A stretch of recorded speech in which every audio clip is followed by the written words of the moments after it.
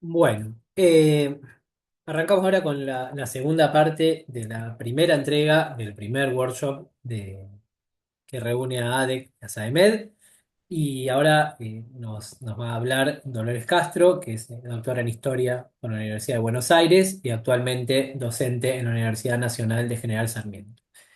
Igual, a las investigaciones de Dolores se exploran los campos de la religión y el poder político en la Alta Edad Media, con especial atención en la figura del obispo en el Reino Visigodo. Y el trabajo que nos va a presentar hoy se llama En la tenebrosa región de Occidente, fundaciones monásticas y geografía sagrada en la Vita Fructuosa. Idolo, cuando quieras.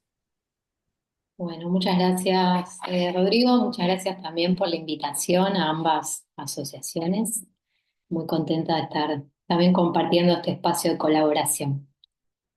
Bueno, voy a arrancar con esta ponencia breve que preparé para el día de hoy, que, bueno, como bien decía Rodrigo, se titula En la tenebrosa región de Occidente, fundaciones monásticas y geografía sagrada en la Vita Fructuosi.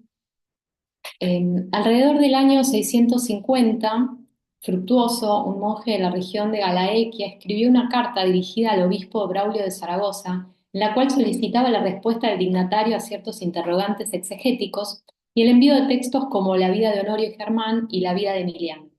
Enfatizando la necesidad de una pronta respuesta, cerraba su texto epistolar con las siguientes y tal vez algo intencionadas palabras: no nos desprecies a nosotros que estamos lejos y hundidos en la tenebrosa región de Occidente.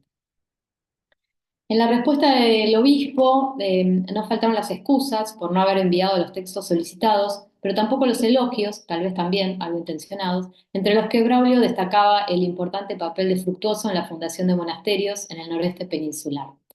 Y decía: feliz aquel desierto y vasta soledad, que hace poco eran solo cómplices de multitud de fieras salvajes, ahora están llenos de celdas de monjes reunidos por ti, que cantan alabanzas a Dios, peregrinos del mundo, ciudadanos de Dios, cautivos en Babilonia, predestinados a Jerusalén. La Galaequia que se desprende de este intercambio es representada, por lo tanto, como un desierto, un territorio marginal, periférico y tenebroso, el cual, gracias a la labor de Fructuoso, parece haberse transformado completamente, rebosando ahora de monjes y plegarias. Los monasterios aparecen como ejes ordenadores del espacio, de la población, de la creencia, enclaves cristianos en los que un grupo de elegidos combate en tierras remotas las fuerzas del mal y sus secuaces. La trayectoria de Fructuoso inspirará años más tarde la confección de una obra geográfica conocida como la Vida de Fructuoso. Se trata de una de las pocas vidas de procedencia visigoda que se conservan en la actualidad. Es anónima, aunque antiguamente fue atribuida a Valerio del Bierzo, y su elaboración se ubica en la segunda mitad del siglo VII, alrededor del año 676. Escrita en Braga, en el noroeste de la península, narra las hazañas de Fructuoso, ¿no? De este monje perteneciente a una familia cercana a la monarquía, quien desde una temprana edad había decidido volcarse de lleno a la vida espiritual. Fructuoso, quien además será nombrado obispo de Dumio y Braga, fundó durante su vida algunos monasterios en la región de Galaequia y llegó a escribir varios textos, entre ellos reglas monásticas, epístolas, y también se le atribuyen algunos poemas. En esta ponencia propongo entonces explorar el uso del material geográfico en la vida de Fructuoso, haciendo hincapié en sus principales tópicos y en cómo se articulan en la construcción del santo y de su itinerario, dentro del cual la actividad fundadora adquiere especial relevancia.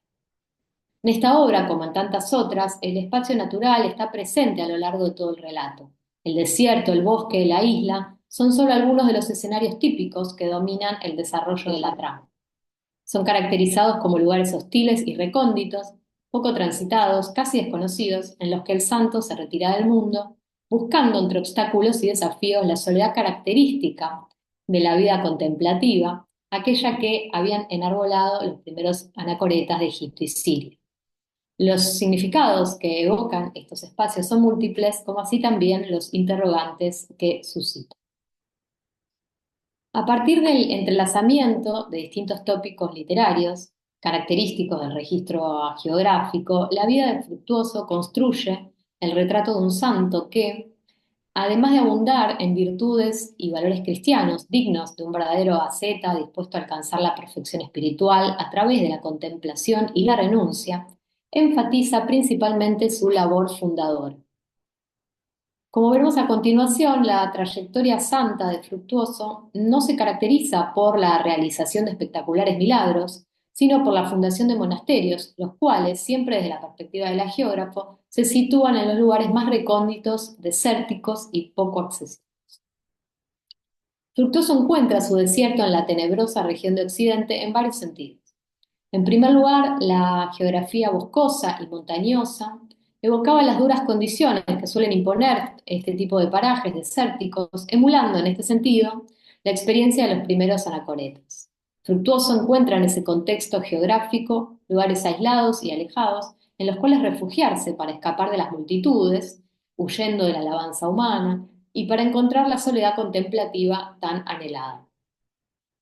En este sentido, la vida menciona que Fructuoso se internaba en lugares boscosos llenos de malezas, ásperos y escabrosos, empleando el tiempo por cuevas y roqueados.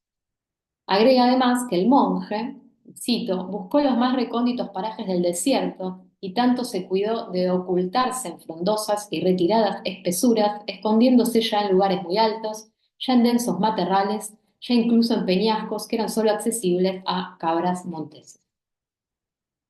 En estos sitios, Fructuoso lleva adelante un modo de vida centrado en la austeridad y la renuncia, como bien se indica en el relato, ocupando su tiempo en ayunos, en oraciones. La rigurosidad es, por lo tanto, una característica compartida entre el paisaje y el santo. Incluso vemos a Fructuoso mimetizarse con su entorno, hasta el punto de ser confundido, por ejemplo, con un animal típico del bosque, cuando se encontraba postrado orando sobre una roca, vistiendo una capa de pieles de cabra. En este episodio advertimos que el santo no es el único que transita por estos lugares. Allí también confluían otros individuos o grupos, como en este caso el arquero con sus trampas y sus flechas, o mismo también Fructuoso en un episodio posterior es confundido con un fugitivo. Individuos atraídos tanto por la disponibilidad de tierra, la vegetación, la presencia de animales o por la posibilidad, ¿no?, de esconderse también. Recordemos que uno de los propósitos del hagiógrafo es exaltar la devoción ascética de Fructuoso y sus virtudes, tomando como modelo el monacato oriental. En esta búsqueda, el retiro al desierto, como en muchas otras hagiografías, se vuelve un elemento central del itinerario santo.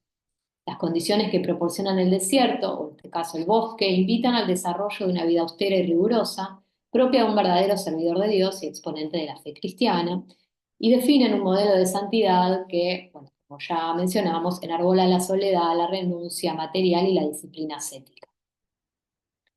La rigurosidad de estos paisajes forma al santo en la medida en que impone condiciones que permanentemente desafían su voluntad y perseverancia, y al mismo tiempo el santo infunde santidad con su actividad, desplazamiento y oración y los transforma en una geografía sagrada. Por lo tanto, estos parajes boscosos, desérticos, agrestes, etcétera, no funcionan meramente como escenarios, sino que intervienen activamente en la constitución del santo. Aparecen además como espacios en disputa. Si, como mencionamos, en ellos el santo desarrolla su actividad y despliega su función como intercesor de la potencia divina, del mismo modo es acechado por peligros y amenazas que también debe afrontar. En este sentido, las fuerzas del mal buscan controlar, aunque sin éxito, los elementos de la naturaleza para impedir que el monje santo lleve adelante su obra. Por ejemplo, en uno de sus tantos viajes, llega Fructuoso a una isla acompañado de sus discípulos, dispuesto a fundar un monasterio, pero en el momento en que deciden regresar, la embarcación en la que habían llegado es llevada por las aguas e instancias del enemigo, y como es de esperar en estos relatos, Fructuoso se zambulle en el mar en medio de olas muy grandes y, bueno, contra todo pronóstico, no solo no muere, sino que recupera la embarcación y vuelve a la isla para terminar de edificar ese monasterio gracias a la intercesión divina. Ahora bien, También el territorio del noreste peninsular es un desierto en la medida en que se halla desprovisto de monasterios. Recordemos que, al decir de Braulio, allí en las tinieblas habitaban multitud de fieras salvajes. Tanto el geógrafo como antes el obispo se ocupan de destacar la edificación y fundación de establecimientos monásticos en la región y más allá de ella también. Al erigir células cenobíticas, el santo no solo transforma el paisaje, ordena, construye, organiza, sino que transforma el silencio del desierto en oración. La labor fundadora de Fructuoso es destacada en numerosos pasajes. Se menciona, por ejemplo, que el monje levantó el monasterio de Rufiana en una soledad alargada y estrecha y alejada del mundo, en las quebradas de unos montes altísimos, y el monasterio de Bisonia en los confines del Bierzo y de Galicia. También nos cuenta la obra que en otro extremo de Galicia, a la orilla del mar, construyó el monasterio peonense. Pero su labor no se limita únicamente a esta región, se extiende incluso al suroeste, más precisamente al territorio gaditano. La vida de Fructuoso menciona la fundación de un monasterio en la isla de Cádiz y de otro en una escondida soledad vasta y alejada de toda población, que recibió el nombre de Nono por las 9 millas que lo separaban de la costa. Todas las fundaciones que se le atribuyen a Fructuoso comparten precisamente ese rasgo particular, el de ubicarse en lugares alejados, poco accesibles, dando a entender que es el santo el primero en llevar adelante una actividad y una empresa de tal magnitud.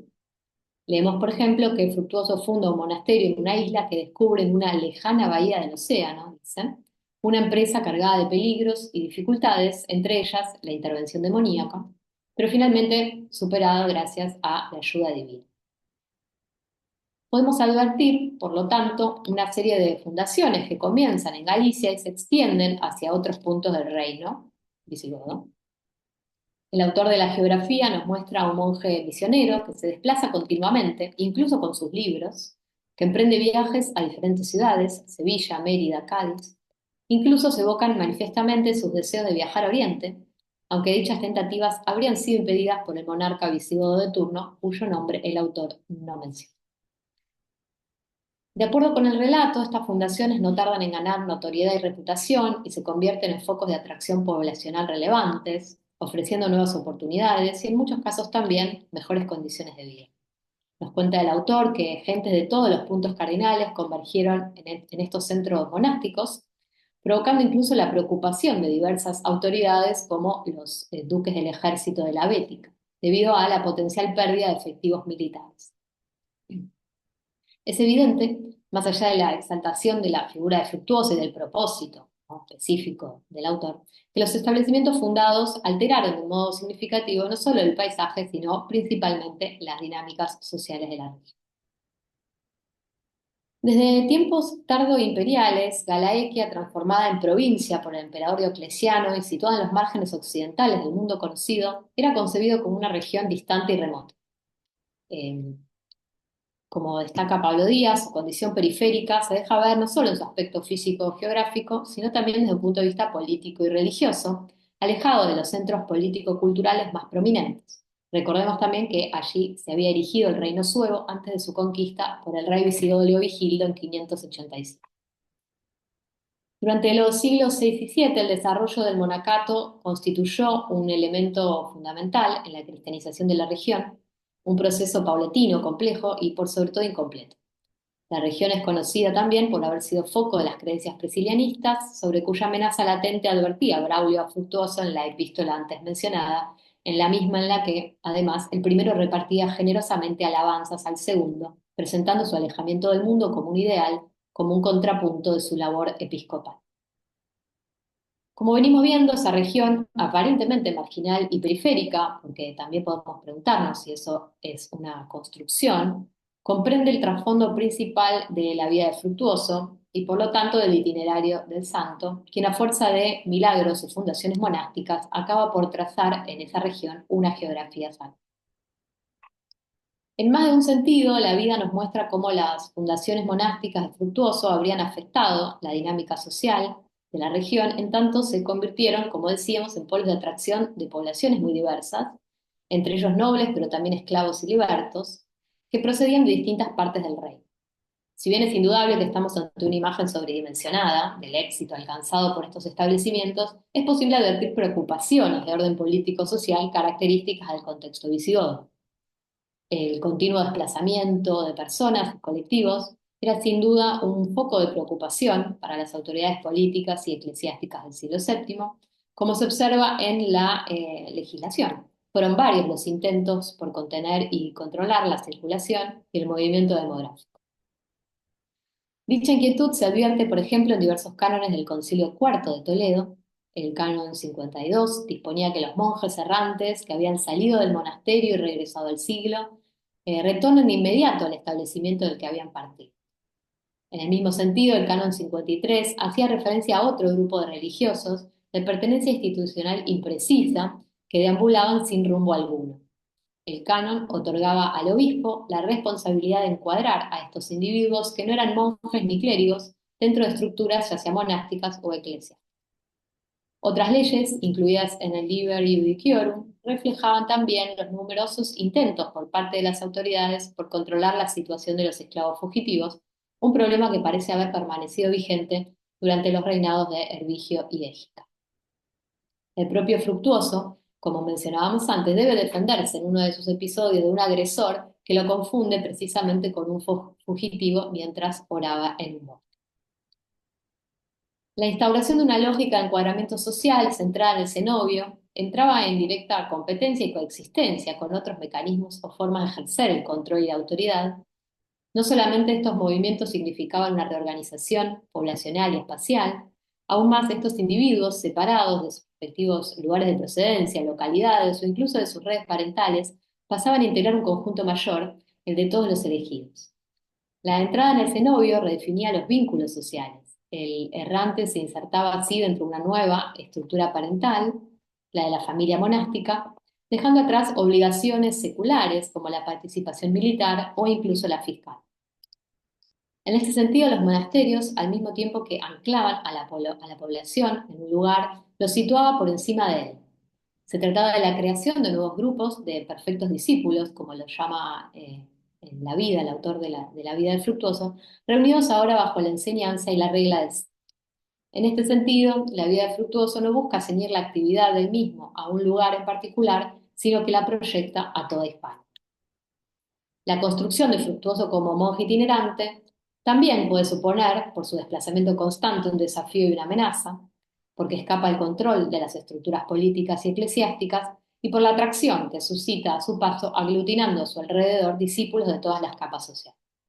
Recordemos que el hombre santo construye una autoridad distinta que la del hombre de iglesia, de quien se distancia tanto en su forma de vida como en los modos que considera adecuados para alcanzar la perfección espiritual. De todas formas, como tantos otros personajes del contexto visigodo, Fructuoso, de procedencia monástica, será elevado más tarde a la dignidad episcopal en Brabant.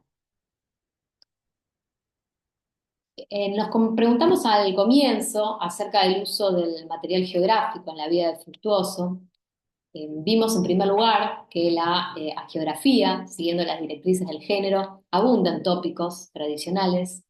Se evoca, por lo tanto, un desierto, emulando el escenario de los primeros anacoretas en Egipto, representado en el texto a partir de una serie de lugares alejados, escondidos, inaccesibles. Estos paisajes constituyen los escenarios típicos de la contemplación, la renuncia y el alejamiento del mundo. La geografía, en este sentido, es un componente necesario y fundamental en la construcción del santo y de su itinerario. Un itinerario que, como mencionamos también, no se destaca por la presencia de hitos sobrenaturales, aunque sí se mencionan algunos, sino más bien por la fundación de monasterios. Observamos entonces cómo ese desierto, marcado por la ausencia de centros o enclaves religiosos, es transformado por el santo, quien modifica y cristianiza el paisaje, dotándolo de estructuras que se convierten en polos de atracción y reorganización poblacional. Vemos dibujarse en la vida de Fructuoso una geografía sagrada que tiene su origen en la región de Galicia, pero en rigor se extiende más allá, alcanzando también otros territorios. Desde el Bierzo hasta la Bética, el santo se desplaza y atraviesa su desierto, transformando las tinieblas, volviendo conocido lo desconocido y dejando tras de sí enclaves monásticos, comunidades de elegidos, o como lo denominaba Braulio, peregrinos del mundo, ciudadanos de Dios, predestinados a Jerusalén. Fin. Muchas gracias, Nolo. Muy interesante. bueno, ya te haremos muchas preguntas. Eh, bueno, vamos a pasar ahora al siguiente expositor. Primero, les comento, por favor, no se caigan del Zoom, porque a nivel global hay un problema con Zoom. Por eso hay gente que no está pudiendo entrar. Ahí yo estaba rastreando en Twitter y, no sé, en medio mundo está caído el Zoom. Por eso me escriben, no puedo entrar, no puedo entrar. No es que nosotros hicimos algo o modificamos algo, sino que hay un problema global. Entonces, los que se caen no pueden entrar. Y si me caigo yo, va a ser muy grave. Pero bueno, así que no, no es una desprolijidad nuestra. Ahora que pudimos más o menos arreglar la transmisión en vivo, tampoco la podemos usar porque está caído Zoom. Bueno, pero estamos acá y tenemos a Héctor ahora que va a tocar. ¿Estás ahí? ¿Vos no, Héctor? Yo te vi recién. Sí, está perfecto. Bueno, vamos a presentar a Sí, creo Héctor que estoy. Francisco, que es doctor en Historia por la Universidad de Buenos Aires, es docente de la carrera de profesorado y licenciatura de Historia y está la maestría de Estudios Medievales de la Facultad de Filosofía y Letras de la Universidad de Buenos Aires. Además, se desempeña como docente en la materia de Religiones Comparadas en la Universidad de San Andrés. Es investigador independiente del IMISIJU en el CONICET y es además responsable del grupo de investigación sobre la antigüedad tardía. Es también el anterior presidente de la SAEMED, ¿no? Que no lo puso acá, pero yo se lo recuerdo. Se especializa en literatura geográfica cristiana en la Antigüedad Tardía, ha publicado varios libros sobre esta temática, entre otros Historia, Religión y Política en la Antigüedad Tardía, la historiografía monofisita de los siglos V y VI, la historia de Carca de Bezhelov y otros textos relativos a los mártires persas, el martirio de Gubralhala, o Gubralaja, perdón. Además, ha realizado numerosas publicaciones en revistas nacionales e internacionales. Y su presentación se llama del Mediterráneo al Índico, el papel del cristianismo en una extensa antigüedad tardía. Héctor, Bien, ¿me escuchan bien ahí? te escuchamos bien. Perfecto, bueno. Espero bueno, que ni Zoom, ni mi tablet, ni mis auriculares conspiren contra la exposición. Cualquier cosa, avísenme, aunque sea Rodrigo, aunque sea por WhatsApp, Dale, dale, si dale. estoy Pero todavía en la red o no. se escucha y se ve bien. Perfecto, bueno. Quiero agradecer a la SAEMED y a ADEC esta invitación y esta oportunidad de intercambio que me parece súper fructífera. Este, en algún punto, este cruce interesante entre la medievalistas, podríamos decir, y antiquistas, me llevó a pensar, bueno, una intervención desde alguien que no hace estrictamente hablando estudios clásicos y tampoco hace estrictamente hablando historia medieval o medievalismo en términos estrictos. Y pensé justamente ese término tan de moda, no sé si sigue estando de moda, pero tan discutido y tan importante como el de antigüedad tardía, y una reflexión en torno a este, el papel de la antigüedad tardía y la multiculturalidad, ¿sí? Llevando un poquito agua para mi molino, saliendo de la hegemonía del latín y del griego como lenguas de la antigüedad y la Edad Media, trasladándonos a otros contextos culturales como pueden ser el cristianismo siríaco.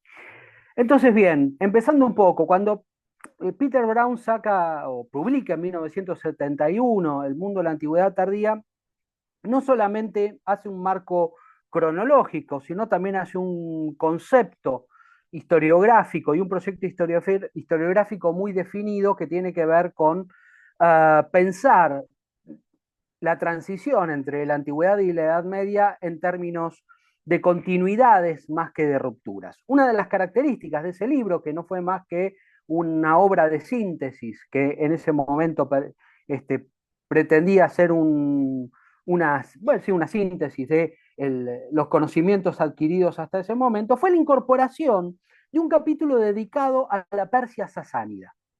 Hasta ese momento, el mundo sasánida había sido simplemente algo así como el hermano menor de los estudios dentro de la iranística, dominados sobre todo por la filología indoeuropea y la historia de las religiones, como les decía, una especie de hija menor del periodo aqueménida, en tanto en la era helenística se pensaba esencialmente el momento de estudio de gloria de la cultura persa en los aqueménidas y los sasánidas como una especie de coda poco importante.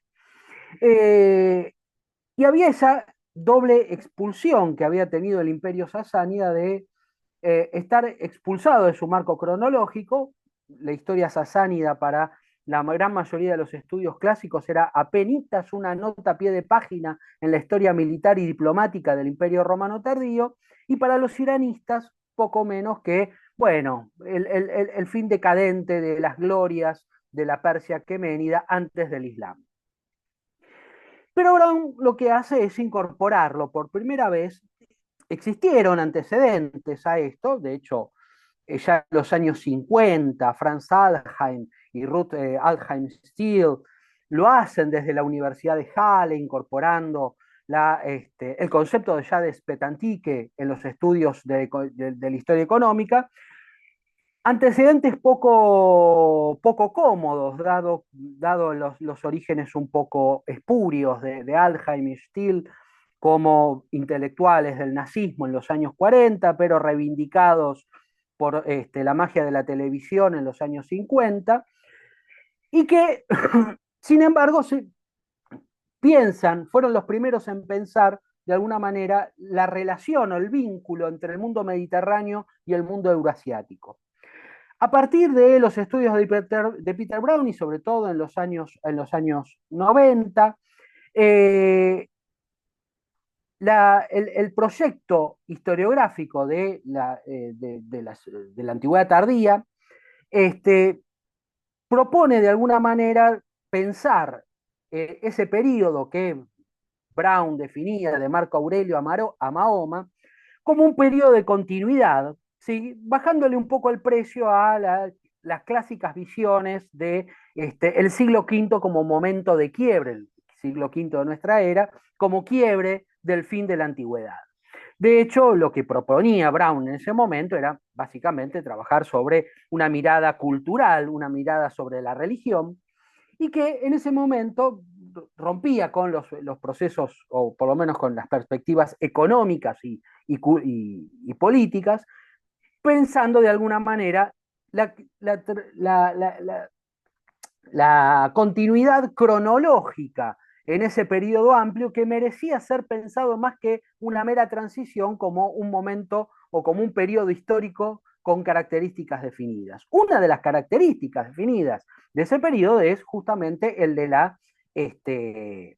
la transición, perdón, la transición de la continuidad en términos religiosos. Tal vez una de las herencias más importantes de la obra de Brown tenga que ver justamente con el énfasis en el fenómeno religioso como estructurante de las relaciones sociales a lo largo de los siglos IV, V, VI, VII y más allá también, pensando tal vez en su herencia en alguien que Rodrigo ha trabajado bastante, que es el Strunza, y el concepto de las religiones abrámicas como la gran herencia de la antigüedad tardía, en donde el mundo de la polis, de la ciudad-estado, de la república, es sustituido de alguna manera por un nuevo ordenamiento social que es el de la comunidad religiosa, la eclesia para el mundo cristiano, la UMA en el mundo islámico.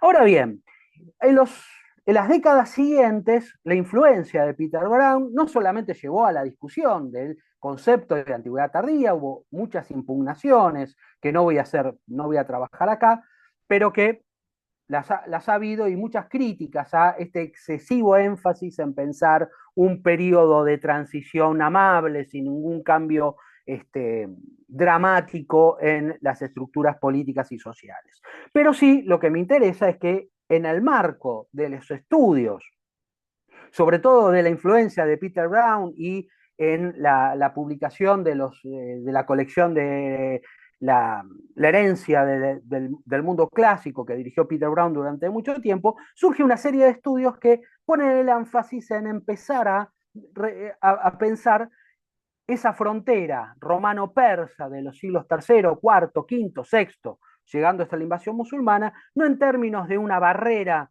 inamovible, sino un lugar de transición y un lugar de tránsito, más que de transición, de personas y de ideas. Trabajos como para los primeros 2000, como por ejemplo una obra que es muy interesante, The Two Eyes of the Earth, de Matthew Canepa, acerca de la coiné cultural que generaron romanos y persas a partir de el lenguaje simbólico político para generar un lenguaje diplomático común entre los dos, o los trabajos sobre San Sergio, el santuario de San Sergio en Ruzafa, hecho por Garth Fowden a finales de los 90, o más cerca, en el 2015, tal vez el trabajo de Kyle Smith sobre las relaciones diplomáticas entre romanos y persas acerca de la protección de los cristianos, con los trabajos sobre Constantino, son como tres los más importantes. Esta, esta incorporación del mundo sasánida al mundo de la antigüedad tardía genera un debate en el seno de los estudios clásicos y sobre todo de la iranística, con una gran pregunta que es: ¿se puede incorporar al mundo sasánida adentro del concepto de antigüedad tardía? Una primera voz dentro de la iranística, sobre todo viniendo del campo académico iraní propiamente dicho, tal vez menos conocido para nosotros en Occidente. Rahim Rajayegan en algún momento propone rechazar esta incorporación del mundo sasánida a el mundo de la antigüedad tardía, enfatizando justamente que el concepto de antigüedad tardía es un concepto solamente aplicable al mundo grecorromano y al mundo cristiano, y en la medida que Irán y Roma constituyen formaciones políticas, tradiciones imperiales, construcciones religiosas completamente ajenas. Es decir, en ese momento hay, sobre todo en la iranística, una defensa de la autonomía. En principio es algo que la antigüedad tardía ha generado mucho, no solamente la discusión entre medievalistas y antiquistas acerca de para qué lado de la frontera movemos la línea, sino también dentro de la iranística de pensar la autonomía de los estudios de la iranística con respecto a un campo más amplio del de la antigüedad tardía.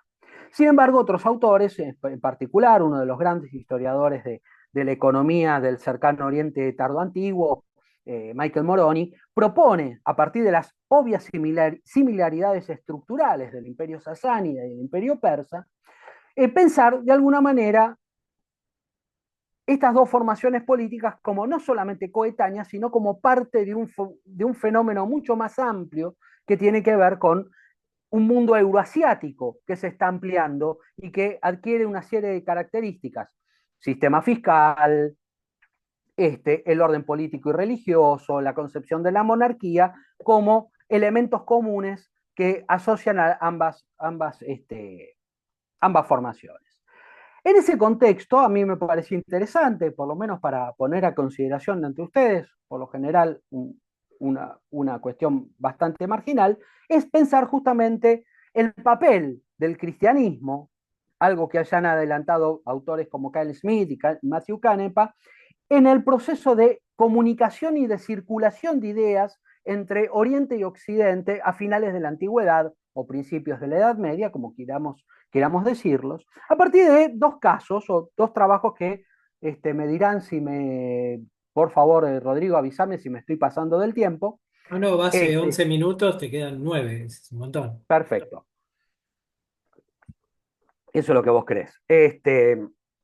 Entonces, pensar básicamente dos estudios de caso, en los que uno sería, por un lado, la recuperación o la circulación de ideas de la antigüedad clásica entre Roma y Persia en el siglo VI, y segundo, la circulación y apropiación de obras hagiográficas sirio-orientales, es decir, producidas en el contexto sasánida, que son llevadas al contexto bizantino, ¿sí? Ya podríamos decir a partir del siglo VII, traducidas no solamente en términos lingüísticos, sino también en términos culturales, para generar una visión de la alteridad.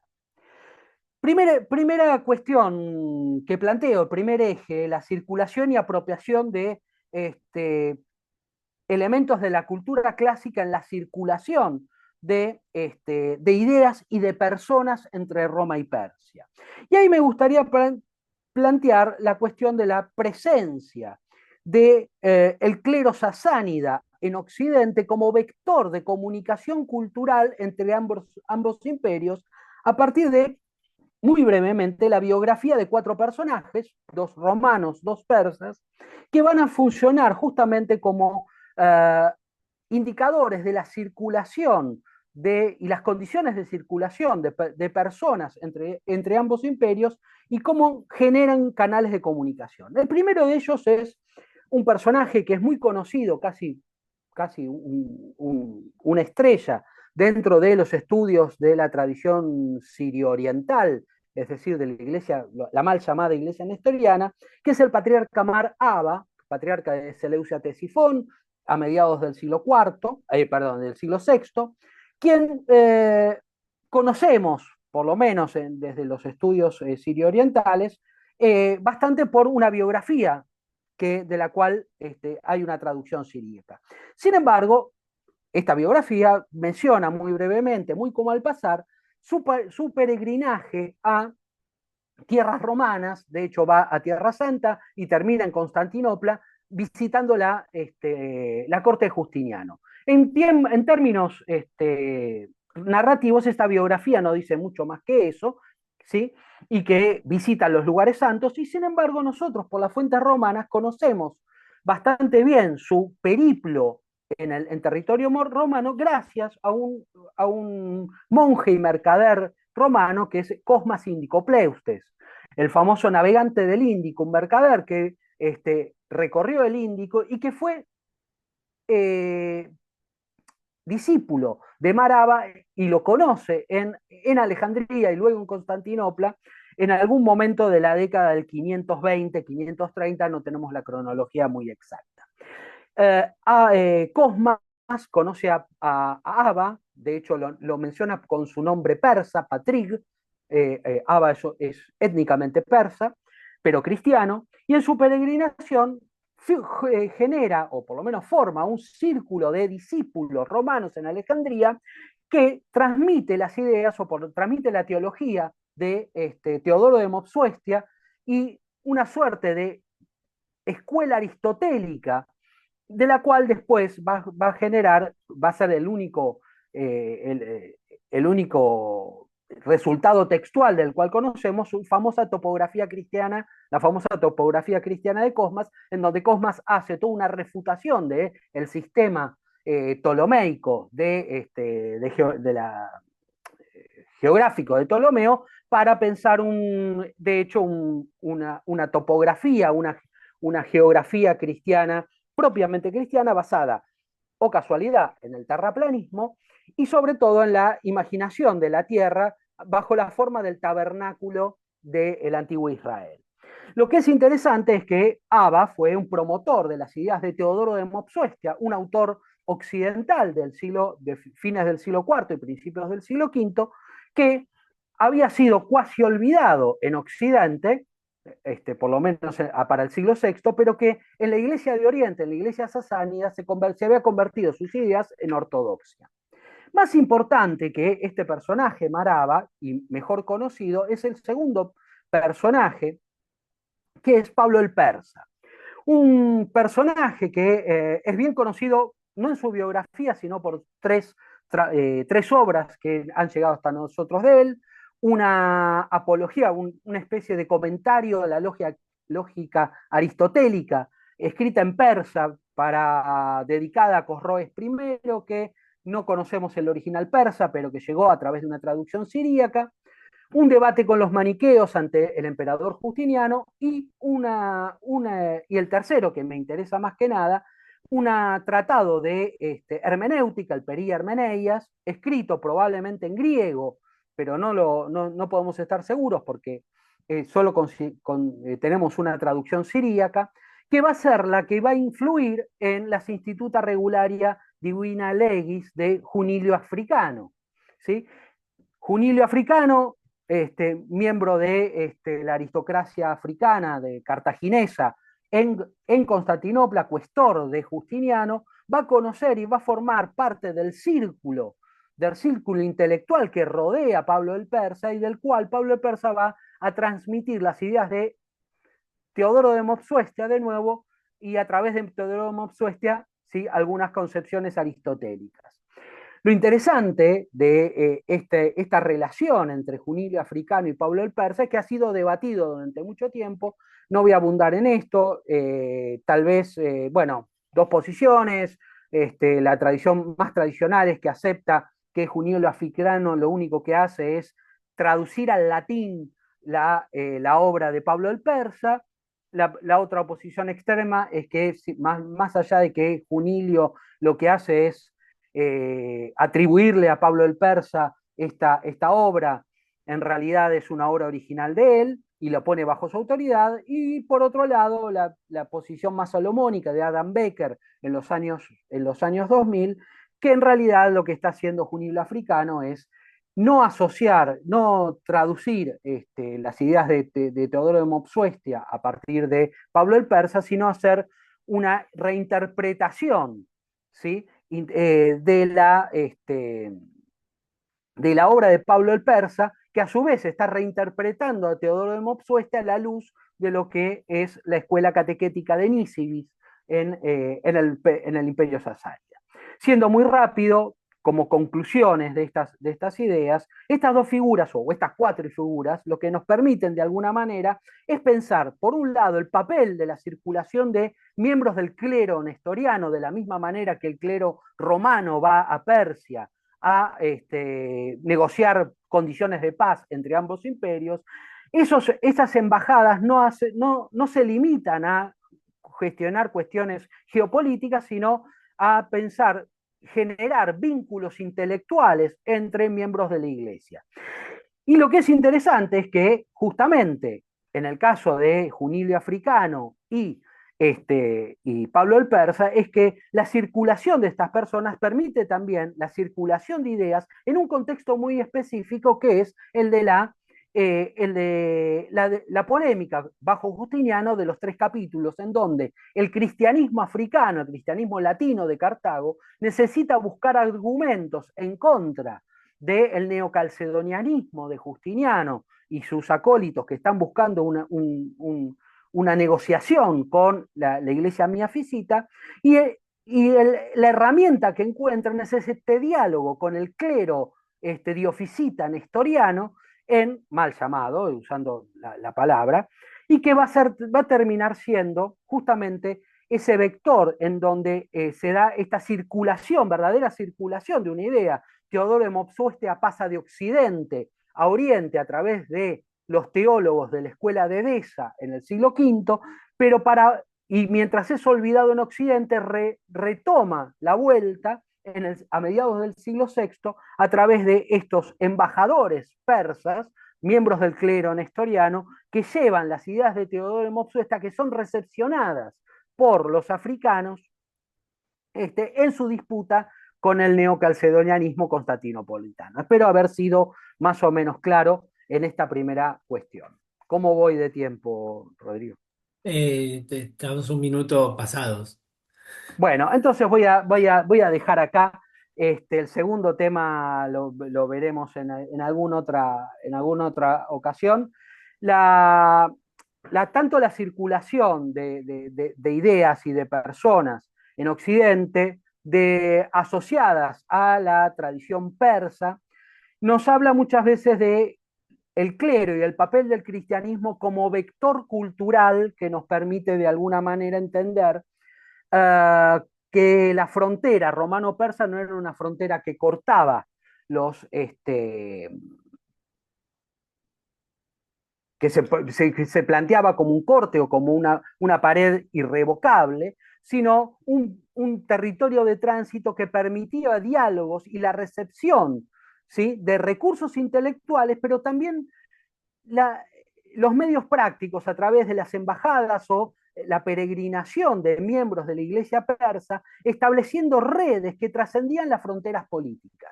¿Sí? Y en ese sentido la iglesia o la gran iglesia o las iglesias romana y persa funcionaron como vectores de comunicación política entre dos ecumenicidades que se planteaban como universales. Muchas gracias, perdón por extenderme en el tiempo y espero haber sido claro. No, muchas gracias a vos, Héctor. Tampoco te extendiste mucho, así que no, nada que disculpar. Eh, bueno, muy interesante, muy tardo antiguo. Y hablando de tardo antigüedad, nuestro último expositor es otro tardo antiquista. eh, y lo paso a Una presentar. cosa, Rodrigo, mientras vos decís lo que vayas a decir, no puedo compartir. Necesito algún tipo de autorización, así voy cargando el Nunca Power. te, mira, tanto amor y nunca te puse como. Esperá, Me tenés relegado. sí, esperá, te tengo que hacer con anfitrión, pero ¿cómo te encuentro? ¿Cómo estás? Ah, hablaste, Esteban, hablás y me apareces. Ya me Acá parezco un estoy. abuelo, ¿no? Esperá, acá, listo. Bien, ahora sí, Ahí ya paso. estoy, bueno, Y sí, ya apruebo de como compartir. anfitrión, podés, bueno, Esteban Noche es doctor en Historia por la Universidad de Buenos Aires. Actualmente se desempeña como investigador adjunto del CONICET, en el Instituto de Historia Antigua y Medieval, profesor José Luis Romero, donde también es secretario académico y es docente, profesor adjunto de Historia Antigua Clásica en la Facultad de Filosofía y Letras en la UBA en Filo en Buenos Aires. Sus investigaciones abordan diversas problemáticas relativas al proceso de cristianización del Imperio Romano, fundamentalmente en Italia septentrional durante las décadas finales del siglo IV y las primeras del siglo V. Y en este caso, en un diálogo eh, tácito que va a tener con Héctor, nos presenta un trabajo que se llama La cristianización del Imperio Romano, de Gibbon a la actualidad, perspectivas, resultados, problemas. Se ve perfecto el PowerPoint, Esteban, así que Bueno, cuando fenómeno, quieras. ¿se escucha bien? Se Ok. escucha perfecto, adelante. Ah, ¿para qué no bajé eso? Ahí está un poco mejor seguramente. Bueno, ahí me pongo el cronómetro, igual vos Sí, decime, sí, yo te Rodrigo. aviso a los 15. Ok, bueno, el agradecimiento de rigor para los organizadores. Comentar en primer lugar que yo me propuse, dado el amplio espectro temporal y lo que yo entendía era la naturaleza de este workshop, me propuse un tema que atravesara de la antigüedad al medioevo. Yo me considero más tardoantiquista, si se quiere, y entonces me pareció que olvidarme de mis investigaciones precisas sobre estudios de casos concretos y dejarle lugar a un tema general, como es el de la cristianización del Imperio Romano, podía tener alguna utilidad mayor para la gente que asistía. Lo que van a ver entonces a continuación habla mucho menos del pasado que de algunas lecturas que se hicieron del pasado. Incluía hasta ayer, día en que tardíamente me puse a calcular más o menos cuánto tardaba en decir esto y me di cuenta que estaba excedido por más o menos media hora e hice un recorte salvaje con el riesgo consiguiente de que esto tenga poco sentido. Pero bueno, intentaremos. La cuestión de la cristianización del Imperio Romano, por supuesto que es inabarcable, no solo en 20 minutos, sino en un seminario entero podría ser inabarcable. La bibliografía, eh, este listado bibliográfico que incluirá unos 50, 70, 60 textos, de Gibbon allá a finales del siglo XVIII hasta la actualidad, no es completo y sin embargo da una pauta de la cantidad de estudios que hay sobre esta problemática. Por lo tanto, insisto, lo que vamos a hacer es un recorte un poco bestial, pero que tiene por objetivo señalar las líneas principales que el análisis de esta problemática siguió durante los 2 siglos que continuaron a Gibbon, que es el iniciador de todo esto, si se quiere. Y lo que a mí me parece son ciertas modificaciones que se advierten en el curso de las últimas 2 o 3 décadas, ¿sí?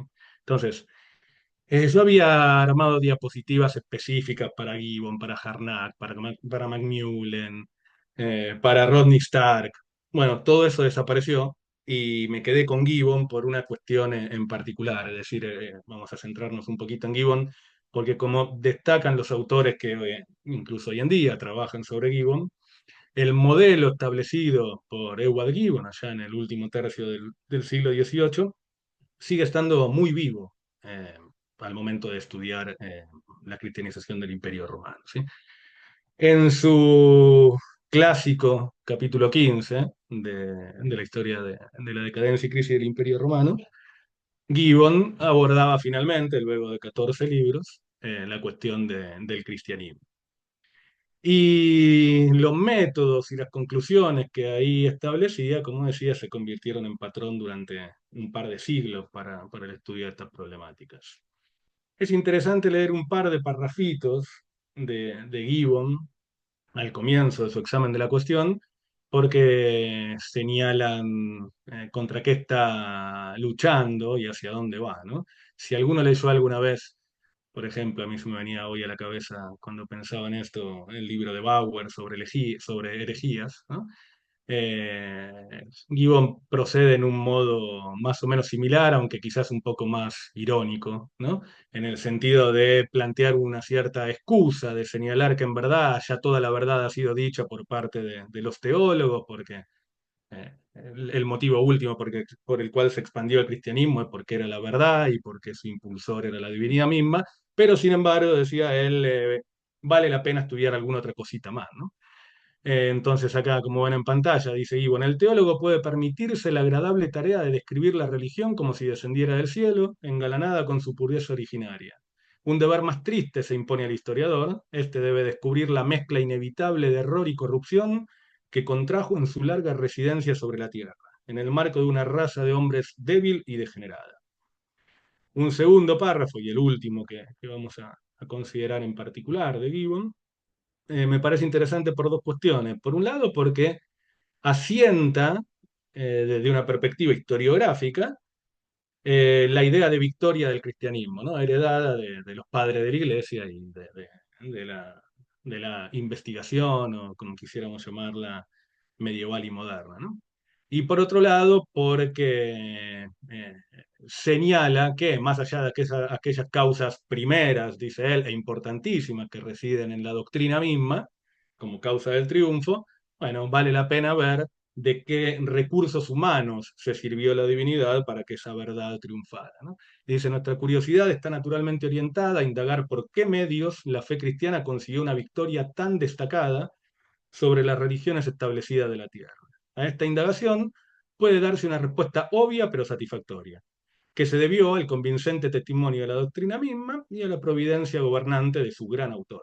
Pero, como la verdad y la razón rara vez encuentran una recepción tan favorable en el mundo, y porque la sabiduría de la providencia frecuentemente condesciende a servirse de las pasiones del corazón humano y de las circunstancias generales de la especie humana como instrumento para realizar sus propósitos, todavía se nos puede permitir, aunque con la debida sumisión, preguntarnos ciertamente cuáles fueron las causas primeras, sino cuáles fueron las causas secundarias del rápido crecimiento de la iglesia cristiana, ¿no? Entonces, idea de victoria, idea de rápido crecimiento, y se ponía a la búsqueda de las causas secundarias, ¿no?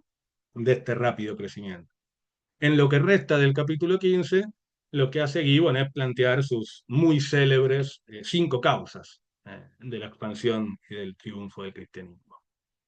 Causas que reaparecen durante 2 siglos e incluso a la actualidad, con mayor o menor peso en, diría, el conjunto de los estudios que abordan estas problemáticas. La primera es el celo inflexible e intolerante de los cristianos, la doctrina de la vida futura, los poderes milagrosos adscritos a la iglesia primitiva, la moral pura y austera de los cristianos, y por último, la unión y disciplina de lo que él llamaba la República Cristiana, que gradualmente formó un Estado independiente y creciente en el corazón del Imperio Romano.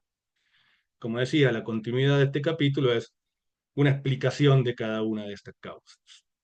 Ahora, otro aspecto, más allá del interés por las causas que emerge en el trabajo de Gibbon y que va a conformar un modelo para los historiadores que lo sigan y para algunos no historiadores también, vamos a ver algún caso, es la preocupación por los datos, por establecer números, ¿sí? Entonces, Gibbon partía de la base de que en el Imperio Romano había, para tiempo de Constantino, aproximadamente unos 60 millones de habitantes. Cifra que carece de cualquier sustento censal, ¿sí? Son cálculos a partir de algunos pocos datos que proceden de fuentes más o menos confiables, pero que han llevado a buena parte de la historiografía, todavía en la actualidad, a afirmar, bueno, una cifra que puede ser esta o alguna similar. Con escaso sustento también, más por sospecha que por procedencia heurística, afirmaba Gibbon que para entonces la 20ª parte de la población debería ser cristiana, ¿sí? Al comienzo del siglo IV, lo cual le daba un total de aproximadamente 3 millones de cristianos, y esto implicaba, como hemos visto, a su decir, un triunfo de la iglesia cristiana en el seno del Imperio. Este modelo, Harnack, es un caso interesantísimo que sería muy bueno, o habría estado con más tiempo interesante profundizar en él, pero bueno, no tenemos lugar. Si bien Harnack hace mucho más énfasis que Gibbon en las causas teológicas del triunfo del cristianismo, digamos que el modelo, la preocupación por lo cuantitativo, se reiteran y las conclusiones también. Harnack estaba convencido que para el 325, que es cuando él pone fin a su recopilación, eh, el triunfo del cristianismo era un dato establecido, ¿no? Simplemente vamos a mencionar algunos autores que siguen en esta línea, como puede ser Erwin Goodenough en la década del 30, y luego ya saltamos a la década del 70, del 80. Yo aquí salté a Macmillan en el 84, que es cuando proliferan los trabajos sobre estas temáticas, ¿no? Ramsay Macmillan, para quien se haya sumado a este libro, confía fundamentalmente o toma fundamentalmente de entre las causas de Gibbon aquella que veíamos en el tercer orden, me parece, no recuerdo, que es la influencia de los milagros, ¿no? La atribución por parte de la sociedad de potencial milagroso, milagrero, diríamos, a la iglesia como causa de atracción. Si bien es curioso que en Macmillan, contando él más o menos con los mismos datos que 80 años antes había tenido a su disposición Harnack, con los mismos datos empíricos, algunos más, las conclusiones respecto del estado de la cristianización van en una dirección diametralmente opuesta, ¿no? Porque para Mühlen hacia el año 400, incluso para el año 400, la cristianización, excepto algunos pocos puntos del imperio, como podía ser Alejandría o Antioquía, era todavía una labor incipiente. Por supuesto, está el trabajo de Fren en este mismo año. Uy, se me pasó de largo Lane Fox con su trabajo sobre paganos y cristianos, todas estas obras muy, muy conocidas. Y llegamos a Rodney Stark en 1996. La temática es la misma, pero el subtítulo nos marca una novedad, ¿no? Un sociólogo reconsidera la historia. Rodney Stark, como muchos de ustedes sabrán, es un sociólogo, por supuesto, falleció, que había dedicado buena parte de sus investigaciones al estudio de aquello que llamamos, o que suele llamarse por lo general sectas, movimientos religiosos, y se había interesado particularmente por algunos movimientos, entre ellos el de la Iglesia de la Unificación, ¿no? Los Munis, fundamentalmente por el modo en que habían llegado y se habían implantado y desarrollado desde Corea a los Estados Unidos, ¿no? Él había estudiado fundamentalmente este proceso. Y es en base a tasas de crecimiento que él detecta para los Munis, o yendo al siglo XIX para el movimiento mormón en Estados Unidos, y a partir de las causas que él encuentra de por qué estos movimientos habían triunfado en la sociedad moderna, que él intenta aplicar el cristianismo o el despliegue del cristianismo en la antigüedad, asumiendo a partir, como digo, de proyecciones geométricas, partiendo de un número a todas luces forzado de 1.000 cristianos en el año 40 y proyectando con una tasa del 3,42 anual, si no me acuerdo, o el 40% por década, llega a afirmar que para mediados del siglo IV había algo así como 33 millones de cristianos, lo cual era el 56% del imperio. Eh, Stark no tuvo la repercusión que generalmente se le atribuye, pero es cierto que implicó una serie de cuestionamientos por parte de historiadores, de respaldo por parte de algunos de ellos y también por parte de sociólogos. Pero sin embargo, a partir de aquí se advierte claramente que que algo se modifica. ¿Por qué? Porque ¿cuál era el panorama hasta este punto? Y yo incluyo sin duda la obra de Stark en esta primera línea. Bueno, estábamos en presencia de obras monumentales, con esto quiere decir obras que pretendían entender la cristianización del Imperio Romano para todo tiempo y para todo espacio, digamos, ¿no? Obras que aspiraban a la comprensión del fenómeno en su dimensión general, en su alcance imperial. Obras preocupadas sobre todo por consideraciones de tipo cuantificable. Bueno, ¿cuántos eran cristianos? ¿Cuándo? ¿En qué lugares del imperio? Y cuando pasamos a considerar las causas, bueno, causas universales, suponiendo que los motivos por los cuales se convertía un individuo en la Numidia del siglo II deberían haber sido los mismos por los cuales un individuo se convertía en, pongamos cualquier punto del imperio, en la Galia del siglo IV. ¿Sí?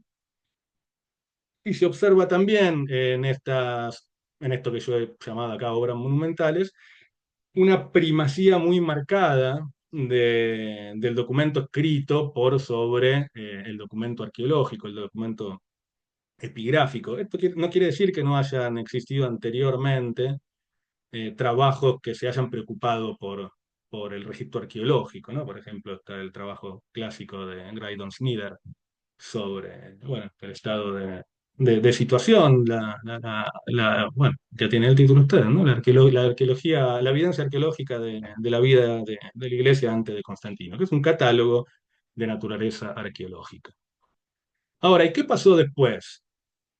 Yo no, acá es un punto de esta indagación donde yo todavía estoy buscando qué pasó exactamente o por qué pasó lo que pasó. No sé si cuánto se debe de ello a Stark, a las preguntas que el texto de Stark suscitó, cuánto de ello se puede deber a la publicación de la obra de Brown en el año 96, que aquí llegó como el primer milenio de la cristiandad occidental y donde todavía a mi gusto con determinaciones espaciales muy amplias, se observa al menos una preocupación por la indagación regional del fenómeno de cristianización para Occidente, ¿no? Lo cierto es que sea lo que sea que haya pasado, si bien la narrativa tradicional continúa hasta nuestros días, y aquí hay algunos ejemplos de trabajo de este tipo, donde las preocupaciones siguen siendo muy similares a aquellas que veíamos en Harnack, en Lane Fox, en Macmillan, etcétera, etcétera, otros títulos más, entre otros que podríamos poner. Sin embargo, empezó a verse preocupaciones por cuestiones, por aspectos puntuales del fenómeno, ¿no? Por ejemplo, artículos o libros, como el que ustedes ven aquí en el medio, que para mí es muy interesante de leer, de Brema, que se propusieron, bueno, analizar historiográficamente, ¿no? O estudiar la pata historiográfica del proceso de cristianización. Se multiplicaron también los catálogos, acá aparecen dos, que siguen el modelo del capítulo 3 del libro 4 de Harnack, ¿no? Donde Harnack tomaba región por región y listaba todos los testimonios que había de presencia cristiana, testimonios mayoritariamente epigráficos, perdón, literarios. Eh, Müller incluye la arqueología, la epigrafía, y sobre todo en el artículo de Guillaume, Barat, Cantino, Patagin y Hyman, que son cuatro arqueólogos, publicado en las actas del Congreso de Arqueología Cristiana de Roma, eh, se presenta ahí un catálogo muy detallado, tanto de fuentes literarias como fuentes epigráficas, fuentes arqueológicas, que cubren hasta el año 363 para Occidente, ¿no? Es decir, hasta el final de la dinastía el final del reinado de los hijos de Constantino, proponiendo que en verdad lo que se ha llamado el giro constantiniano, que habría implicado la victoria de la Iglesia, no se constata en ninguno de estos registros, al menos hasta el 380, ¿no? Y entonces el giro teodosiano habría marcado la concreción de lo que se pretende giro constantiniano. Te Y quedan, aparecen también Esteban, trabajos que toman temas, sí, 5 minutos, te aviso el sí, sí, sí, aviso. sí. Aparecen entonces en este periodo también trabajos que abordan cuestiones puntuales vinculadas con el proceso de cristianización, ¿sí? Son conocidos los trabajos de Salzman sobre la cristianización de la aristocracia. Hay infinidad de libros y artículos sobre la mujer, los niños, la familia, las viudas, ¿no? En el marco del proceso de cristianización. trabajos sobre asociaciones grecolatinas, la cristianización del conocimiento, por poner algunos pocos casos. Y por último, nos encontramos con la irrupción de muchos volúmenes colectivos que trabajan la problemática de la cristianización. Bueno, por acá tienen unos, ahora si tengo algo de tiempo vuelvo sobre el tercero de ellos. Aquí hay otro, pero por ejemplo, en el último caso, la recopilación de Vogt, vemos que uno de los múltiples aspectos que están involucrados en la temática de la cristianización, que es el de la conversión, es abordado como tema autónomo y en profundidad, ¿no? ¿Qué es convertirse? ¿Cómo es que se convierte un individuo? ¿Qué queremos decir cuando decimos que se convierte? ¿No? Entonces, estas obras colectivas abordan una serie de temáticas que en los trabajos de tipo Gibbon habían sido consideradas de manera general y a la pasada, bueno, aquí se abordan de manera particular. No quiere esto decir que se rechace el dato cuantitativo, por ejemplo. Está, o las causas están, pero aparecen o tienden a aparecer cada vez más en una escala microdimensional, ¿sí? Bueno, ¿cuál era el estado de la cristianización en esta ciudad o en la Galia, ¿sí? Por decirlo. La conversión como problema dijimos, y los aspectos semánticos, ¿sí? ¿De qué hablamos cuando hablamos de cristianización? ¿Estamos hablando de lo mismo que hablamos cuando hablamos de conversión? Cristianizar, cristianización, proceso de cristianización. ¿Hasta qué punto debemos reflexionar sobre estos términos para poder abordar nuestro objeto de estudio? Para terminar, digo dos palabritas sobre la introducción de este volumen, que para mí es muy interesante, no solo porque plantea la cristianización como un problema, ¿no? Ya desde su título, sino porque resume del 2010 el estado de situación en este momento vigente de los estudios sobre la cristianización y porque lanza hacia el futuro algunas preguntas que me parece que son cruciales para quienes se interesan en estos fenómenos. Entre todas las preguntas que lanza, los problemas que plantea, aparecen dos que yo tomo acá aislados, ¿sí? Por un lado, el de la definición del objeto de estudio. Inglebert lo que señala en esta introducción, o una de las cosas que señala, es que generalmente se ha tomado la cristianización como si fuera un fenómeno de por sí existente, cuando es en verdad un objeto de estudio construido por los historiadores y que por lo tanto asumir que este objeto existe y tiene unas formas determinadas previamente a que lo definamos, no tiene ningún sentido. Ahora, en la definición de este fenómeno, encuentro un problema muy grande, que es el de qué significa ser cristiano. Nos dice Inglebert. Hoy en día no tenemos muy claro qué es ser cristiano, pero tampoco era así en la antigüedad. Dice, por un lado, encontramos que en la propia antigüedad existían diversas maneras de pensar qué era ser cristiano. Había diversidad teológica respecto de qué era ser cristiano. No todos estaban de acuerdo. Aún dentro de cada una de estas líneas de diversidad teológica, encontramos que se suceden distintos tipos de cristianismos. Y ahí pone el ejemplo de Marcus, ¿no? En aquello que podríamos denominar cristianismo católico, cristianismo niceno, si queremos así, Marcus reconocía dos fases muy marcadas, una hasta Agustín, lo que él llamaba el cristianismo antiguo, y otra que se ve ya claramente con Gregorio Magno, que es un cristianismo de tipo medieval fundamentalmente distinto a aquel proclamado por Agustín.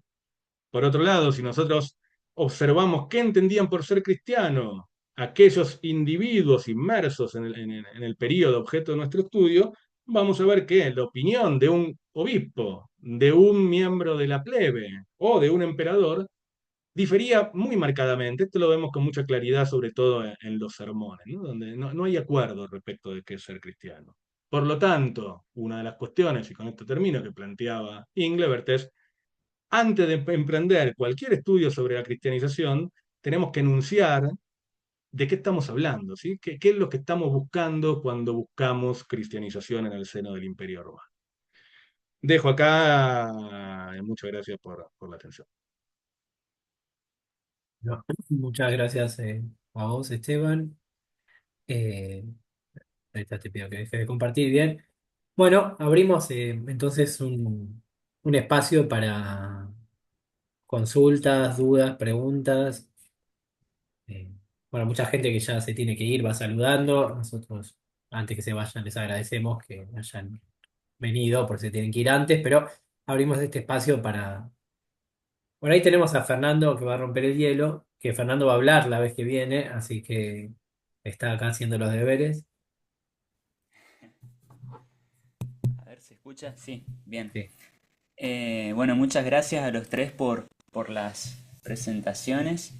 Tengo una pregunta que, bueno, para Dolores, para comenzar, que es como la típica cosa que uno hace, ¿no? De tirar para su molino, pero me llamó la atención un pasaje que citaste o que mencionaste sobre la vida de Fructuoso, que es cuando él aparece vestido, o bueno, la descripción de que, bueno, ya van a saber para dónde apunto, esta descripción de Fructuoso vestido con pieles de cabra.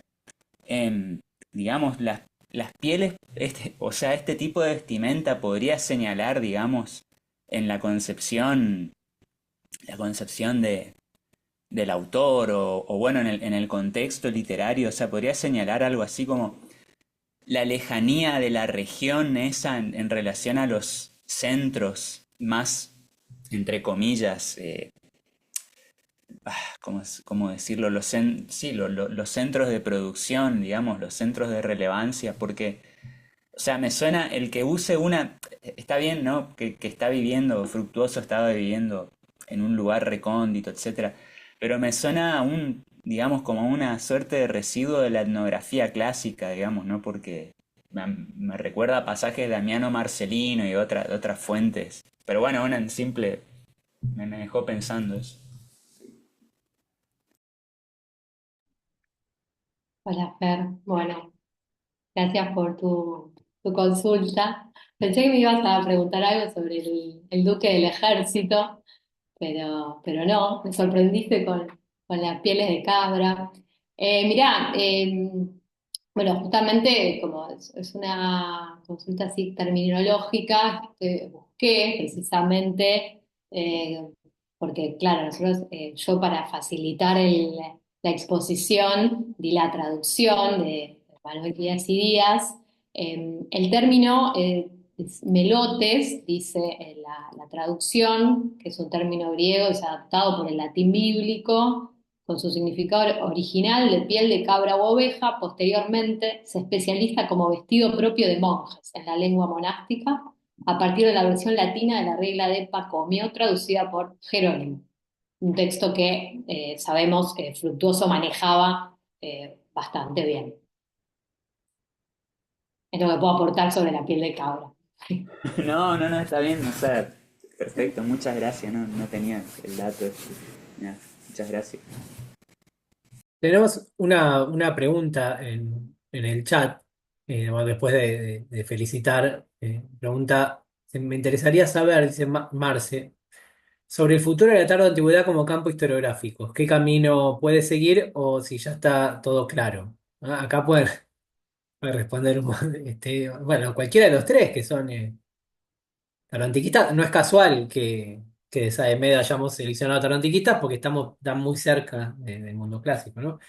Pero bueno, es una pregunta desafiante. No sé quién quiere tomar el guante, pero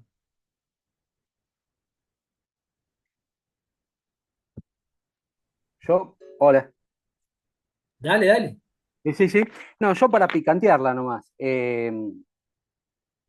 Yo creo que es como toda, a ver, me parece que como toda categoría o como toda cronología es arbitraria, uno la puede usar en la medida que es útil para entender los fenómenos. No, no, yo no mataría ni moriría por la, más que nada por la cuestión emocional, de uno ser formado en los años 90 cuando era una categoría indiscutible. Hoy es muy discutible, pero yo creo que, por ejemplo, para mi campo, y creo que no hablo ni por Dolo ni por Esteban, te- no es muy útil, ¿sí? Porque son categorías, coincido con algunos autores que proponen que son categorías útiles para pensar el mundo occidental, como categoría cronológica para el cercano oriente, tal vez es más complejo, pero No estoy seguro tampoco, probablemente dentro de 10 minutos opine exactamente lo contrario. Yo voy a opinar, aunque esté de moderador, ¿no? Yo tampoco creo que no mataría ni moriría por ninguna categoría historiográfica. Y hace poco escribí una cosa que todavía no salió sobre la antigüedad tardía judía, como una antigüedad tardía con otros marcos temporales y geográficos.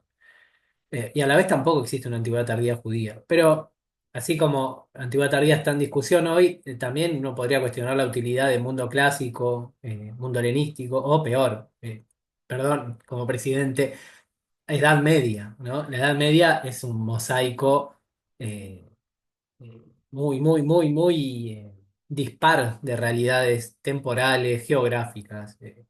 Pero ahí acuerdo con lo que dice Héctor, mientras sea útil, lo utilizaremos. eh, y bueno, yo soy de su escuela, yo no voy a sacar una espada para defender algo, voy a defender mis investigaciones, no categorías, ¿no? Pero bueno, la pregunta está buena porque genera una sana incomodidad, ¿no? Otras preguntas, ahí tenemos a Manuel. Buenas tardes, un placer escucharlo. Un sueño cumplido que se haya juntado el mundo antiguo y el mundo medieval. Así que por más propuestas así. Y tenía una pregunta para Esteban sobre, sobre el curso del cristianismo en la historiografía, sobre la cristianización. Eh, por ahí se tiende a mostrar en estos últimos temas, en estos últimos años por temática, en clave de dos mundos. Por ahí mostrar un poco ese camino que tomó Occidente y ese que tomó Oriente, hacia dos caminos distintos. Pero en esto de dejar de lado esas grandes temáticas, esa historia colosal, monumentalista, por ahí, ¿qué estarías notando en la década pasada y al comienzo de esta década que en realidad esté pasando? O sea, ¿cuáles serían las preocupaciones y en los diversos países donde se estaría centrando esas temáticas regionales? Porque estuvo muy bueno ese término de pluralidad de discurso. Eh, entonces, ¿dónde se estaría notando? Obviamente es algo muy, muy grande lo que pregunto, pero más que nada para quienes les interesa y puedan seguir por este Ujú. lado. Mirá, gracias por la pregunta, si bien es difícil de responder, ¿no? Bien veo yo, veo, por un lado, veo que emerge o que existe una cierta voluntad de realizar estudios más acotados, más regionales, eh, bueno, sobre comunidades específicas, de hecho, ¿no? Digo, por mencionar algunos que a veces damos con Rodrigo cuando damos seminarios, qué sé yo, el trabajo de Clinchgreen sobre la Arlet de Cesario, o por lo que yo he trabajado respecto de Aquileia, los trabajos de Claire Sotinel sobre el surgimiento de una identidad cívica de naturaleza cristiana en Aquileia, o más recientemente el de un autor norteamericano, McKinney, con el cual uno puede, o en mi caso, disiento mucho de lo que dice, pero sí hay una preocupación por estudiar cómo fue, si es que sucedió, o mejor dicho, hasta qué punto sucedió, si es que sucedió, que unas comunidades que eh, eran, que tenían las formas clásicas, ¿sí? De pertenencia religiosa, de identificación cívica, ¿no? De identificación como comunidad, eh, asumieron como nueva marca de identidad el cristianismo. Veo también que esos trabajos tienen, aunque con ciertas disparidades, un interés por trabajar con el conjunto de los recursos heurísticos a tal fin disponibles. Entonces digo, bueno, quien trabaja sobre Aquileia y toma la obra de Cromacio de Aquileia, que es en términos literarios lo más denso que tenemos para finales del siglo IV, comienzo del V, y además toma eh, el denso corpus epigráfico que hay proveniente de Aquileia y lo que los arqueólogos han dicho respecto de las 5 o 6 edificaciones cristianas de Aquileia de los siglos cuarto y quinto. Más allá de que después haya distintas interpretaciones sobre cada uno de los documentos y sobre la situación general. Eso por un lado. Entonces noto que hay una cierta voluntad de avanzar en esta dirección, aun cuando, bueno, haya desacuerdos incluso. Pero por otro lado, noto que hay también muchas resistencias. Y esto lo vemos bastante claramente quienes trabajamos el área italiana, ¿no? Donde el conservadurismo es muy fuerte.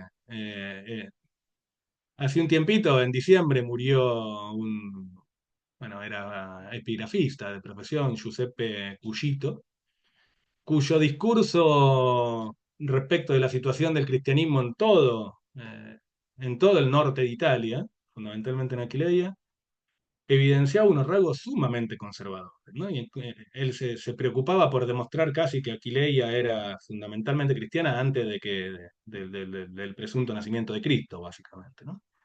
O si uno va, a mí me pasó hace unos años de ir a encontrarme porque un arqueólogo me hizo el vínculo con la gente que trabaja bueno, ay, no se sale el nombre ahora, bueno, en la Asociación de Arqueología Cristiana de Roma, no me viene ahora el título en italiano. Y uno se sentaba ahí a hablar con la gente que trabaja ahí y te sonríen cuando vos le contás tus ideas, ¿no? Porque te dicen, ¿por qué vuelves sobre esto si ya está clarísimo cómo es la cuestión? Entonces, noto que hay una lenta atracción en una dirección que uno considera más deseable, pero también hay muchísimas resistencias a seguir esa línea. Por lo que a mí respecta, yo he tratado en los últimos años, sea para Quilei o para Turín, de hacer estudios muy específicos en vinculación directa con arqueólogos, sobre todo también para el caso de Aquileia con algún epigrafista, que nos permitiera sacar conclusiones a partir de la evaluación completa de los registros, ¿no? En un libro que sacamos con Rodrigo hace unos años hay un diálogo que yo tengo, digamos, le pusimos el título de diálogo, con Gisela Cantino Patagin, que es la gran arqueóloga de Turín, donde ella hace todo el estado de situación de la cristianización en Turín para fines del siglo IV, comienzo del V, a partir del análisis de los restos arqueológicos. Y bueno, ella sostiene que la cristianización de Turín era una empresa como mucho incipiente para este periodo, ¿no? Lo cual se condice con mi lectura de los sermones de Máximo. Pero yo creo que habría que apuntar en esa dirección, en trabajos muy específicos en cuanto a sus alcances geográficos y temporales, y por lo tanto seguramente menos atractivos que una obra monumental como la de Jarnac o la de Gibbon o la de Macmillan, que permiten darnos respuestas que sirven para todo, pero sí más verosímiles, ¿sí? Ahora, si se puede o no, depende no solo de la voluntad de los investigadores, sino de ciertas resistencias que al menos para el área italiana son muy fuertes todavía. Bien, yo tengo una, pero tenemos a Leonora. Depende a quién le pregunte a Leonora, hablo yo y si no. Leonora, ahí se levantó a buscar algo.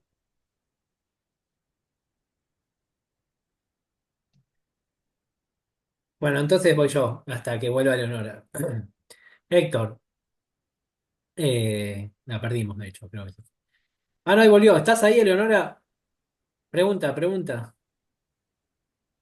Sí, sí, muy mal la conexión, horrible mi conexión. Pido perdón, no pude escuchar a Dolores, cosa que estoy La escuchaste bastante durante años y la molesta. formaste. No, no sientas culpa. Y además falló Zoom. Ah, no, no, Pero pero falló Zoom a nivel mundial, no fue culpa tuya, eh, no se podía volver a entrar. O sea, sobrevivimos de milagro, estaba en Twitter, en todas partes, no salió en el diario, no nuestro coso, ¿no? El tema de Zoom. Pero bueno, eh, bueno, pero básicamente no, imposible. Voy a preguntar, a reflexionar, digamos, en diálogo con lo que planteaba Esteban. A mí me parece que esta idea que Esteban trajo de conectar la idea de cristianización con las obras de Gibbon es una idea fundamental, ¿sí? Porque es Gibbon el que básicamente está poniendo, o sea, los términos del problema o sea, en esta clave, pero yo diría que verdaderamente es en las antologías de Gibbon, en las que esta clave de cristianización y de un proceso lineal se ve con más fuerza, porque cuando uno trabaja a Gibbon en su despliegue, Gibbon es muchísimo más matizado, ¿no? Inclusive llama la atención porque va y vuelve, son como postales, ¿no? Que se van sobre un argumento, en donde predomina este argumento de la cristianización y a mi manera de ver, lo que la historiografía, mucha de la historiografía ha trabajado es sobre las antologías de él. Esto por un lado. Y por otro lado, esta idea tuya, que me parece muy bien, sobre cambiar la escala, ¿no? Ahora bien, cuando uno cambia la escala, un poco quizás sustancializa lo que es la comunidad, ¿sí? Aquileia, no sé, Mediolanum, no son comunidades eh, clausuradas sobre sí mismas, sino que justamente su potencia es por la conectividad que tienen.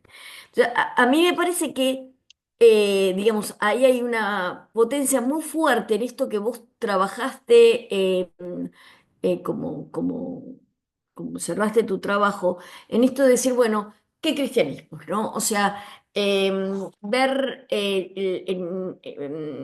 leer los procesos no en clave de línea que se impone, sino en los conflictos permanentes por imponer una definición de ser cristiano.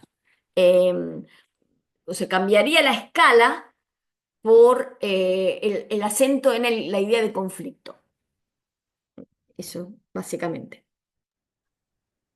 Respecto de Gibbon, comparto plenamente lo que decís. De hecho, eh, este modelo gibboniano procede de un capítulo de una obra monumental Mm, que yo creo que para Gibbon claro. era acaso uno de los menos importantes de su trabajo, ¿no? Porque Sí, irrumpe el capítulo 15 en el medio de... Nunca había mencionado al cristianismo antes, pero llegado a este punto algo tiene que decir, porque está hablando del periodo constantiniano sí, y dice lo que dice. Si uno sigue avanzando luego, esta idea, bueno, no reaparece con tanta fuerza, sí. pero los historiadores que se han preocupado por esta cuestión lo tomaron como punto de partida modélico, ¿no? Entonces coincido plenamente en eso que decís. Y respecto de lo Ujú, segundo, ujú, también coincido, ¿sí? Hay una cuestión de conflicto que tiene que ver con estas disputas que yo mencionaba a partir de Ingleberg. Disputas que son en todas las dimensiones y en todos los alcances, ¿no? No solo tenemos que pensar disputas entre qué era ser cristiano para Cromacio de Aquileia, de Aquileia de fines del siglo IV, qué era distinto a lo que implicaba ser cristiano para el Papa de Roma en el mismo periodo, dado que en Aquileia y en Roma hay dos credos distintos, de hecho, en ese momento, sino que, por ejemplo, en el seno de la comunidad de Turín, por ejemplo, Máximo de Turín, en uno de sus sermones, está retando, como hace constantemente, a los miembros de su propia feligresía, porque no son cristianos del modo que él querría que lo sean. Y le dice, bueno, ustedes que dicen, ¿cómo que no somos cristianos? Somos cristianos, creemos en el Señor Jesús. Entonces, hay un cristianismo que para la plebe, de acuerdo a lo que nos dice Máximo, consiste en simplemente creer en Jesús, y otro mucho más elaborado, que tiene que ver con un proceso catequético que ayuda al individuo a superar el pecado original, que es el que viene a proponer Máximo. Entonces, cristianización, incluso cuando nos paremos en una comunidad diminuta para el período, como puede ser la de Turín, y el nivel de la cristianización dependerá de qué hayamos definido como cristiano y qué hayamos definido como cristianización, ¿no? Por eso a mí me resulta muy interesante la llamada de atención que hace Ingleberg sobre esto, y que no siempre es tenido en cuenta por quienes, incluso después de eso, se meten a Em, problemas.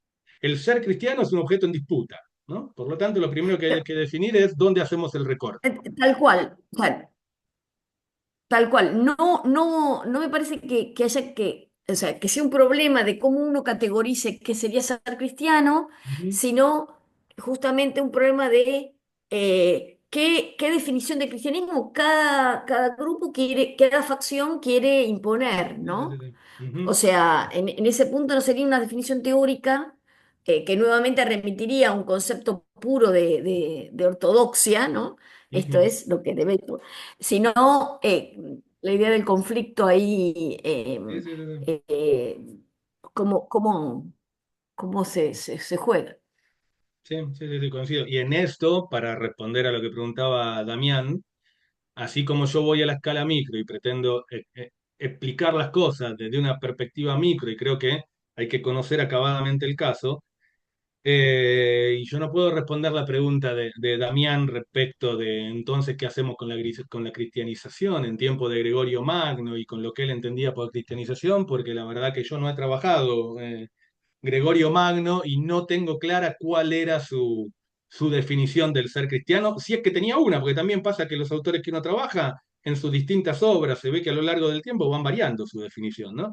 Entonces, esa pregunta para Vitela seguramente la puede responder mejor él mismo o plantear preguntas más interesantes de las que podría plantear yo o Rodrigo, por supuesto, ¿no? ¿No? Yo voy a, ya para cerrar y no hacerlo tan largo, tengo una última para hacerlo hablar a Héctor, que me va a agradecer, aunque lo veo 2 o 3 veces por semana, pero lo siento. Vos sobre todo, bueno, vos lo dijiste claramente, pero además en tu resumen a mí me había impactado, y acá lo volviste a decir, que la categoría de antigüedad tardía en realidad tiene un aire claramente eurocéntrico y en esa gente, como decís vos siempre, que te cargan lejana, distante, extraña, que vos estudiás, no es aplicable. La pregunta es que... ¿qué rótulo temporal le ponemos? No estamos obligados, ¿no? Pero, ¿qué, qué hacemos? Digo, si yo quiero estudiar gente de Irán, el sur de la península arábiga.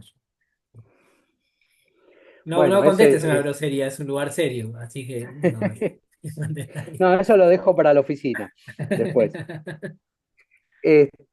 No, es todo un tema, o sea, el tema es cómo se han construido las disciplinas a lo largo de estos 200 años, desde el siglo XIX. Eh, yo creo que de nuevo las categorías o las cronologías o los rótulos sirven cuando ayudan a hacer inteligible algo. Eh, Casi es un sincericidio lo que hago, porque en realidad pensar que, bueno, Irán debería, el cristianismo sasánida quedaría fuera de la antigüedad tardía, bueno, como yo dije, pasaron 10 minutos y no opino lo mismo. Eh, sigue siendo un problema de rótulos y yo creo que es en parte un sincericidio porque justamente el problema es que, bueno, ¿dónde nos ubicamos los que trabajamos estas tradiciones cristianas orientales que durante mucho tiempo fueron el coto exclusivo de teólogos y algún filólogo de filología semítica? Y bueno, estas fuentes no las leen los que leen fuentes latinas y griegas, o si las leen en traducción para sacar algún dato relevante y poco más que eso, pero son parte yo hago siempre el mismo ejemplo, es como pensar, no sé, hacer una historia de la ilustración y dejar afuera Kant porque habla alemán y no francés, ¿no? En ese sentido, son parte de un mundo, de una koiné clásica, o por lo menos de herencia clásica, que se va, se va a consolidar con el mundo islámico, pero de alguna manera también hay que marcar las diferencias, hay que marcar que estos grupos, o por lo menos estos cristianos, uh, pensando en el tema también de la cristianización, yo pensaba, bueno, ¿qué es ser cristiano para un cristiano persa que tiene que enfrentarse a a los maniqueos, o no tiene un paganismo tradicional, sino un montón de condiciones religiosas que son muy similares a la de él. Pueden ser maniqueos, zoroastrianos, judíos, de mil versiones. Bueno, los problemas son análogos, pero las soluciones a veces son diferentes. Entonces, hay que saber jugar con ese juego de similitudes y diferencias. Y espero haber salido más o menos de manera elegante. Muy, muy, muy elegante. Bueno, Guillermo, si te parece, vamos cerrando, ¿no? Para no hacer tan largo Sí, sí, el- me parece muy bien y además, bueno, además de agradecer a todos y felicitar a todos los expositores por las interesantísimas comunicaciones, agradecerte, Rodrigo, que resististe estoicamente a todos los problemas técnicos. y sobrevivimos. Bueno, y la próxima vamos a ver si podemos solucionar lo de la transmisión en vivo, como una herramienta adicional. Y bueno, yo vuelvo a agradecer a todos los expositores, expositoras, otra vez a vos, Guillermo, a Belén de ADEC, que trabajó un montón con los flyers, con las fichas de inscripción, a Elina, que también estuvo ahí ayudando, a Analía, Analía, la secretaria de SAEMED, Analía Godoy, que también estuvo. Que nada, es la gente que hace que esto, además de Guillermo y yo, que esto que funcione. Y obviamente a quienes se pusieron, que si no, nada, sería sentarse a verse las caras, nada. Así que bueno, el plan es que podamos subir el video. No, ahora entramos en vacaciones de Semana Santa, pesas, como quieran. Y no va a ser ya antes, pero el video estará subido en las páginas de ambas, en los canales de ambas asociaciones. Y nos vemos el miércoles que viene, El 23, el 23. efectivamente, Así que bueno. exactamente. Bueno, Bueno, bueno, muchas muchísimas gracias. gracias para todos, gracias, Rodrigo, un abrazo para todos entonces. Abrazos, saludos. Chao, hasta luego.